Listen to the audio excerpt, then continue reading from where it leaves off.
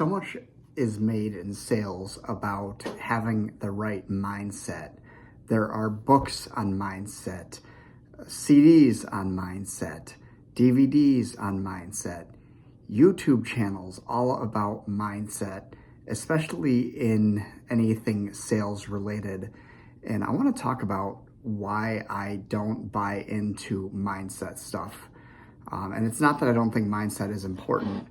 I just think that mindset is not applied correctly. What I mean by that is that I am not going to be successful today making cold calls because of my mindset. Because I think, like, if my goal is to set an appointment today, the mindset I should not have is, oh, I'm going to set an appointment today, and I'm going to, on each call, I'm going to set the appointment and try to have that as a goal so that by the end of the day I can have one appointment. I don't believe in doing that, because when I have set really ambitious goals for myself, whether short-term or long-term, what ends up happening is I strive for those goals really, really hard. And I'm no longer I cannot strive for those goals as hard as I can and no longer be in the present moment. I mean, I can't stay in the present moment and strive for those goals at the same time. So, like, but then again, mindset is important to the extent that but my point is, I cannot manifest. There's a lot of people in sales who talk about manifesting your goals, and I don't care who you are, even if you succeed at manifesting your goals, that's not really a recipe for long-term success. You might sacrifice your soul trying to manifest your goals. Sure, you can probably think yourself happy, and you can probably think about all the success you're going to have, and maybe that motivates you, but the motivation is going to be coming from the wrong place. You're going to be motivated by emotion, and emotion, anybody, and you guys will probably even admit this, emotion runs out. Emotion doesn't last forever. So I just don't believe in thinking myself successful, therefore I'm going to be successful. So what I would do instead is, okay, it's okay to have a certain income goal for the year, right? For the year, for the next 5 years, for the next 10 years. It's okay to have a certain goal for the amount of money I want to set aside for retirement or to buy a house or whatever. I'm not saying that goals like that are harmful in any way, shape, or form. I think what I'm saying is the idea that I'm going to ambitiously make those goals happen by sheer force of will is where it gets a little sticky. Or the idea that I'm going to make those goals happen simply because I adopt the mindset of, oh, I'm successful, or I repeat affirmations. Now that's another thing. This goes along with that. I do not recite affirmations. Affirmations is a form of hypnosis. And if I have to hypnotize myself to think I'm successful, then I don't really know if that's real success. I mean, before any of these ideas and practices existed, people were successful. So if people were successful long before hypnotizing themselves to be successful, I'm sure that I can be successful without hypnotizing myself. Now, what I want to talk about, what I do instead is, suppose I have a goal of achieving, let's say I want to say, all right, I want to have the best possible chance of setting an appointment today. Let's just keep that simple. Forget the income goal, long-term or even short-term. Let's say I want to have the goal of setting an appointment today.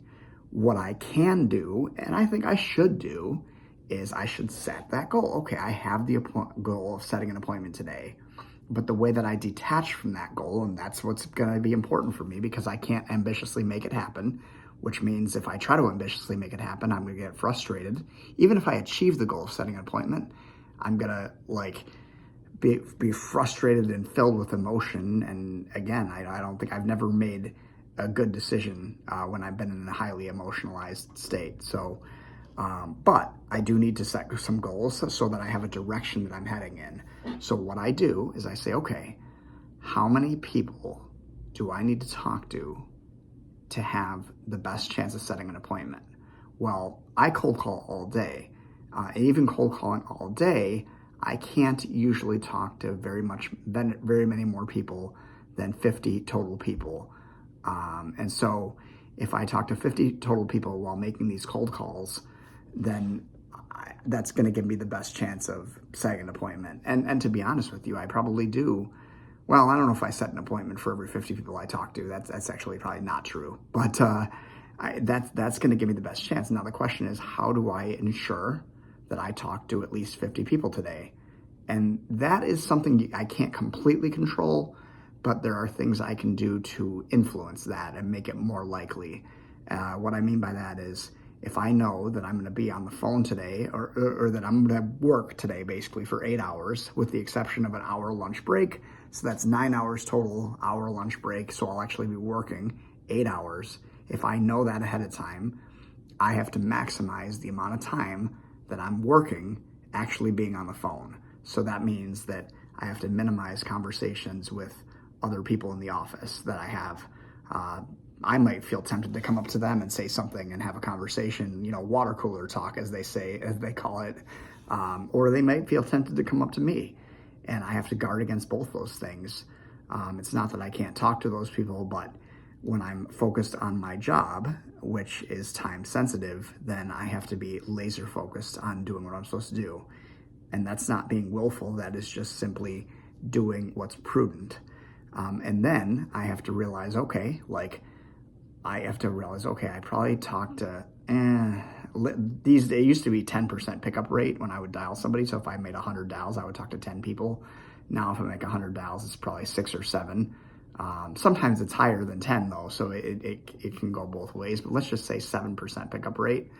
So that means if I dial 700 people, that means I should be talking to about 50 people. That's about going to do it. 50 contacts. 700 dials should get me 50 contacts, 50 conversations. And when I talk to 50 people today, that is going to give me the best shot of setting an appointment or even closing the next deal, whatever it is. Like, that is going to be what's going to move the needle, not anything less than 50 contacts. If I have anything less than 50 contacts, I probably will not have moved the needle. But I cannot control whether or not I actually have 50 conversations.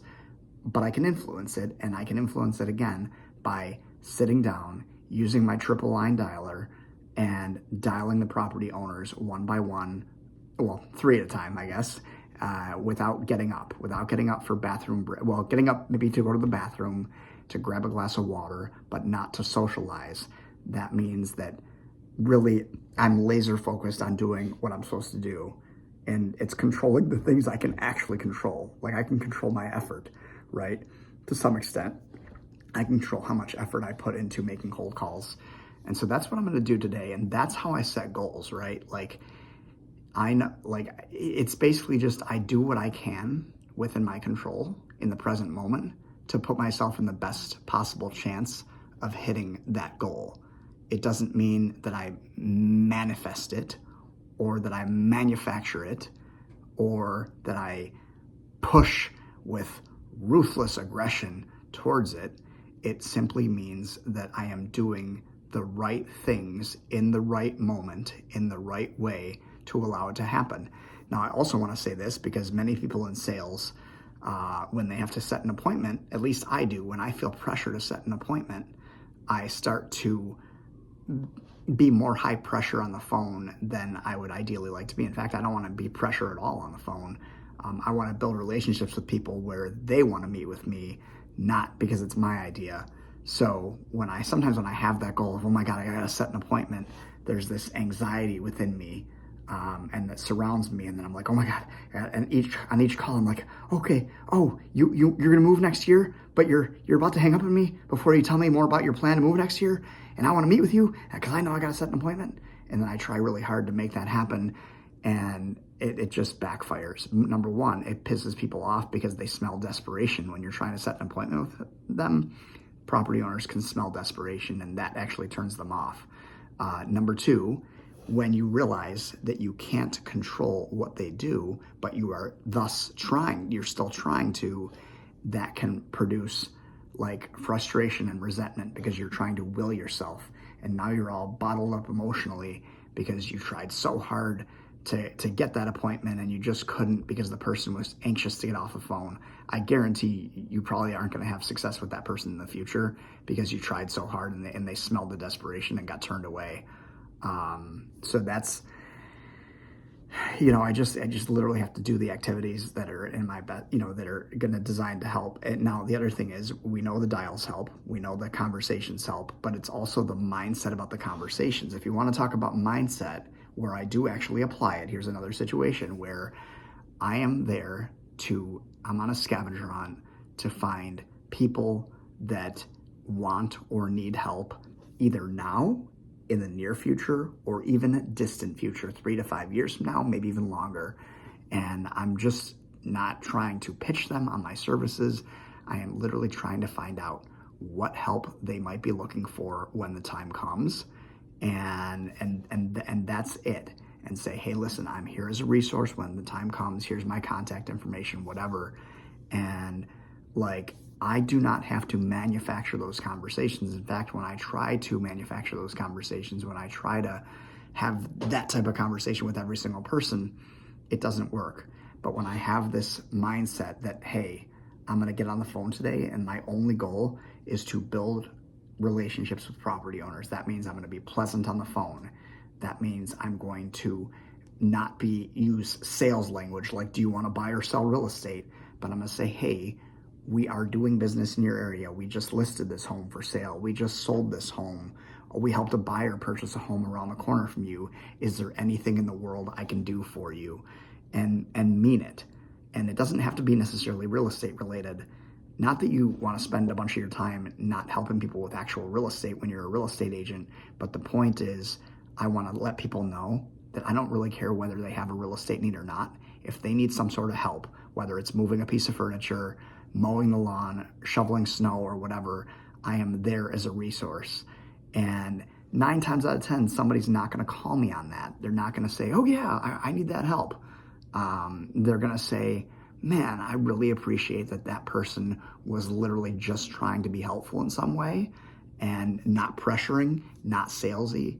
And that's usually who a lot of these people on cold calls end up working with. I'm not saying that all property owners use that person. It's just the people who are getting these types of cold calls. They're going to work with the person, if they are going to work with somebody who cold called them, they're going to work with the person probably who didn't pressure them, who didn't even try to sell them on anything, because nobody wants to be sold. People like to buy, but they don't like to be sold. I hope that helps. If you guys have any feedback for me about these videos, feel free to drop them in the comments. Give it a like, subscribe to my channel, and I'm happy to be a resource in the future if you guys need help.